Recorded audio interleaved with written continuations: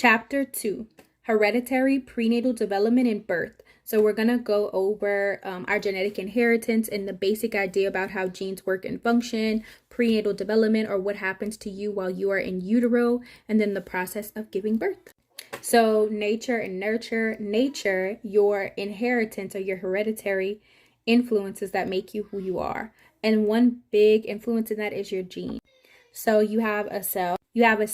Inside of the cell, there's a nucleus, then a chromosome. Then on the chromosome, you have genes, which comprise your DNA. Most humans have 46 chromosomes. We get 23 pairs, one from each parent. Of those 23, 22 look about the same in length except for that last pair, and they look a little bit different because those are going to be your sex chromosomes. So typically males have XY and females have XX. We're going to talk about what happens in non-typical situations and how that looks. So the next concept that we're going to go is genotypes and phenotypes. So genotype is what you physically have, whereas phenotype is what that looks like. So we can have genes that are heterozygous or homozygous. Hetero meaning that there are two different genes, one different one from each mom and dad, and homo meaning that they have the same two genes. Now within that, you have dominant and recessive. If you have a dominant gene, it means that generally speaking, it is always expressed. And then if you have a recessive gene, it means that in order for it to be expressed, there has to be two recessive genes. Otherwise, you will just carry that gene and it will not be expressed. And when I say expressed, I mean expressed as a phenotype.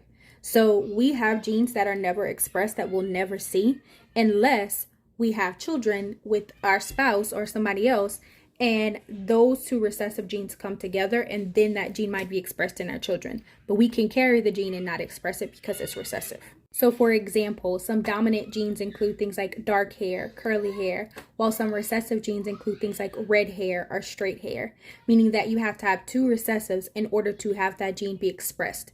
Otherwise, we could all get that gene but not express it. That is a very simple way of looking at it. Most characteristics that we see are polygenetic. So what we see is the result of several genes working together at the same time.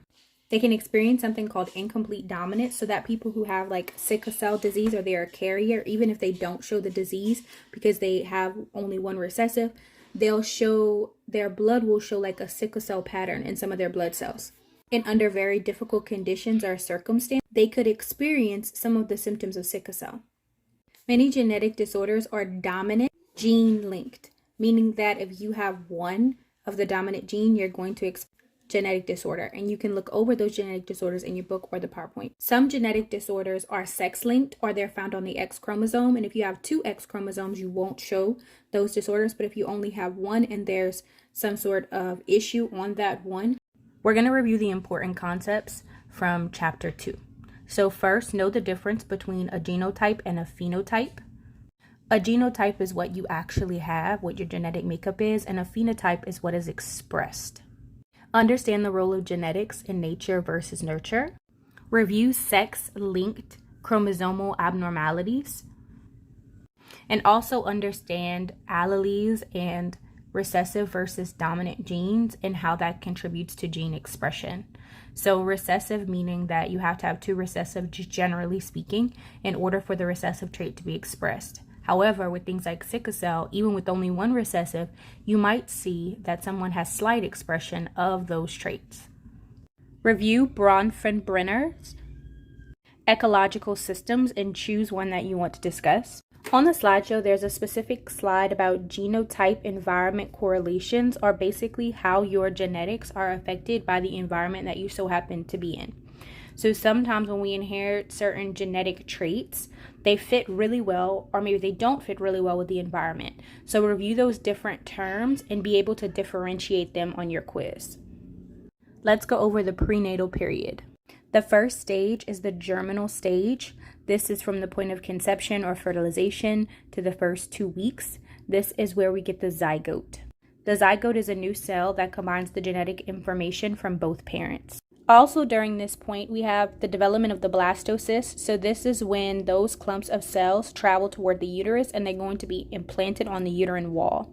This is the point in which a lot of pregnancies will end in miscarriage. It is even more likely if you do in vitro fertilization. Upon implantation, it is now called an embryo, and this is when you're going to see the forming of the placenta. This is the structure that provides nourishment and oxygen, and it transfers that from the mother through the umbilical cord. So we are now in the last stages of prenatal development. We're going to talk about the fetal period and one of the main developments during that time. So this is when neurons develop, or this process of neurogenesis. Neurogenesis means the production, the migration, and the differentiation of neurons, which happens at about 5 months gestation. So at that point, you have 85 billion neurons, and those are all the neurons that you're going to have, except for the neurogenesis that happens in your hippocampus throughout the lifespan. Also, during the fetal period, you see development in different areas. You see physical development like motor and sucking and being able to hear. And this is when children start to develop preferences for certain sounds or books. So let's talk about common pregnancy issues and pregnancy-related problems. So we know that fertility and age have a negative correlation. So as your age goes up, your fertility goes down. Another common problem during pregnancy is something called pteranogens. These are environmental factors that can affect the developing embryo or fetus, depending upon how much of that environmental factor you receive and exactly when in development that is passed on to the fetus or the embryo. And prominent examples include things like alcohol exposure, which is associated with intellectual disabilities. It's the main cause of avoidable intellectual disabilities. You also have things like tobacco, which is associated with low birth weight, and we'll talk about the problems with low birth weight later. And you also have other environmental pollutants such as lead or BPA, which is a commonly found chemical in plastics. All of those different factors can influence the developing fetus. So we know that lead is associated with prematurity. And with BPA, there's different birth defects that can happen because of that exposure, depending upon, again, what time that fetus or embryo was exposed to that chemical. Some other things that affect this exposure are the metabolism of the mother, how often or how much the exposure that the fetus received through the mother. This can all be affected by outside variables such as poverty or where the parents live.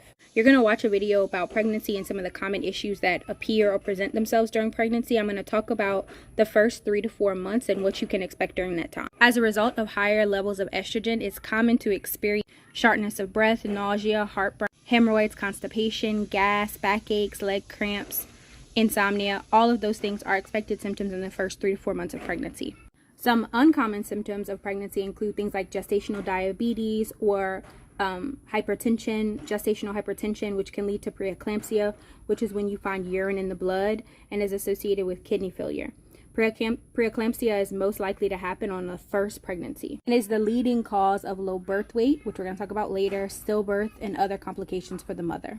So let's talk about the end of pregnancy or birth. The longest stage is the first one. It's roughly 12 to 16 hours, although it can be a lot longer for first-time mothers. During the second stage, this is when you start to see crowning and the head is moving further and further away from the mother's body.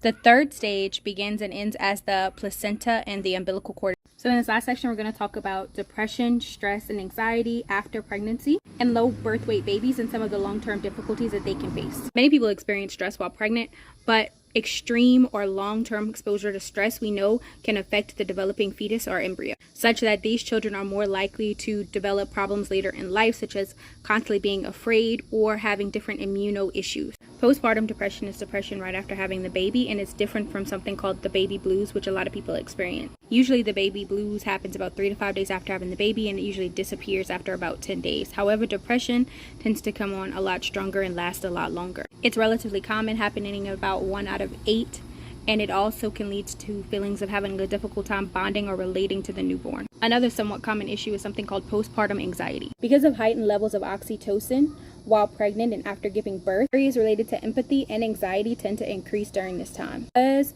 mothers are often hardwired or their physical bodies are different because of those heightened levels, they often experience much higher stress and fear and concerned about their baby's well-being. So we've been talking about how different exposures from different teratogens during pregnancy could be related to low birth weight. What is low birth weight? Below 5 pounds and 8 ounces.